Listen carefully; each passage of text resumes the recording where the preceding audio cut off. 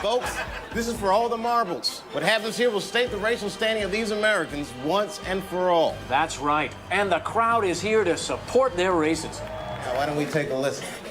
Dirk Nowitzki, Steve Nash, and Jokic. Now, what do they have in common? I'll let it sit there and marinate. I'm just trying to see, you know what I'm saying, when I'm walking into the club, do I need my J's on, or is it a dress code? Do I need to put another pair, of church shoes or some red bottoms, or I need to know? God, that was racist.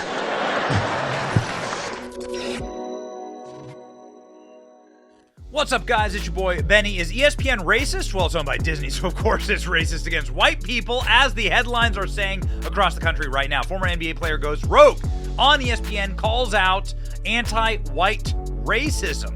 What happened here?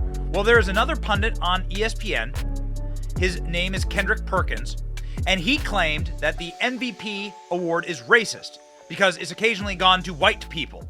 I will have you listen to the man in his own words. Why didn't he never bring up this in particular subject? When it comes down to guys winning MVP since 1990, it's only 3 guys that won the MVP that wasn't top 10 in scoring. Do you know who those 3 guys were? Who were they? Steve Nash, Jokic, and Dirk Nowitzki. Now, Dirk Nowitzki. What do those guys have in common? I'll let it sit there and marinate. You think about it. Now, here's the thing. What do they have in common?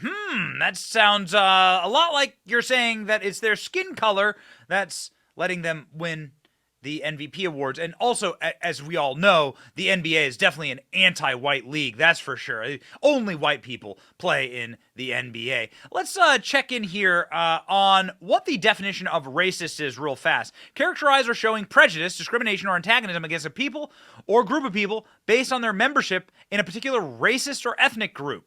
Wow, it certainly seems like this is racism by definition. Also, this pundit went ahead and repeated this in a now deleted tweet video. JJ, I need to know.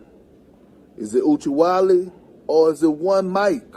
I need to know when it comes down to the criteria moving the goalposts for the MVPs, because I understand you in the analytics. I understand you're a historian of the game of basketball.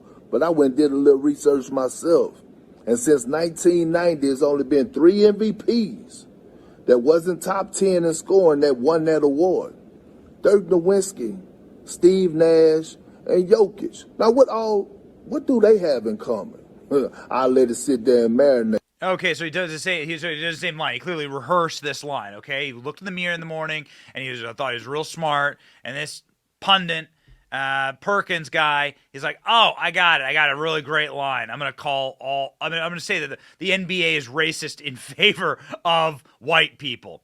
So a white NBA player by the name of J.J. Reddick, guys, played at Duke, obviously was a big-time, basketball star.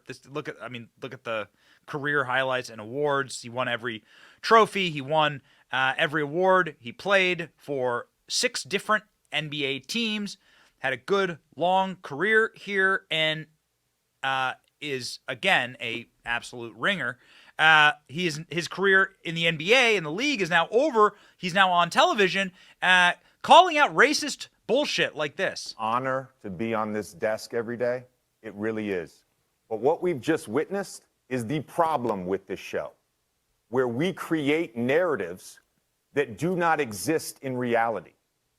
The implication, what you are implying, that the white voters that vote on NBA are racist, they favor white people. You just said that. Yes, you did. Yes, you did. Yes, you did. That is exactly what you implied, Kendrick Perkins. That is exactly what you implied. Secondly, hold on.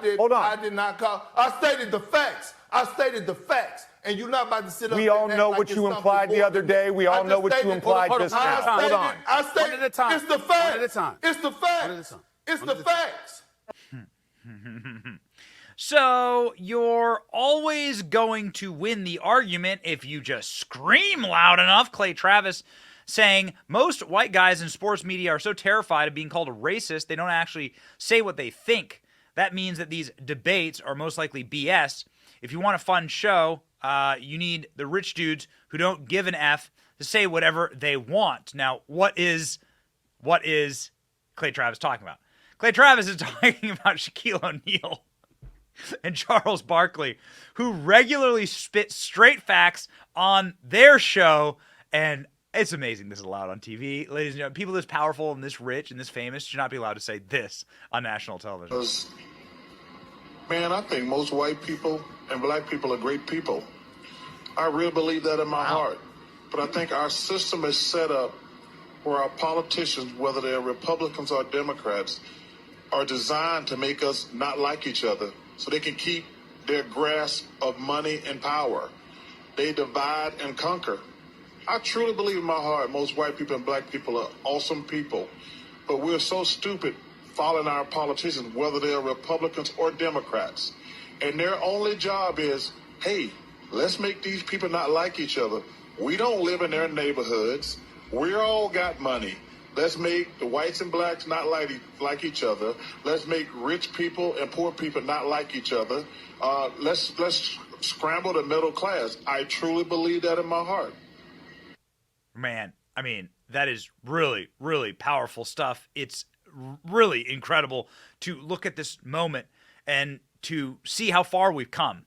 Clay Travis, I don't think I've ever seen ESPN employee call out fake racism narrative on TV. Certainly not in the last 5 years, maybe ever. Usually ESPN is the king of propounding fake racist narratives. That's why it's so shocking to see this on the airwaves. Shocking to see on the airwaves is someone who's independently wealthy like Shaquille O'Neal calling out the Communist Chinese Party. American people, we do a lot of business in China, and they know and understand our values, and we understand their values. And one of our best values here in America is free speech. We're allowed to say what we want to say, and we're allowed to speak up about injustices, and that's just how it goes. And if people don't understand that, that's something that they have to deal with. But, I just thought it was unfortunate for, both parties, and then you got people speaking when they don't know what they're talking about. But, Daryl Morey was right. Whenever you see something wrong going on anywhere in the world, you should have the right to say, that's not right, and that's what he did.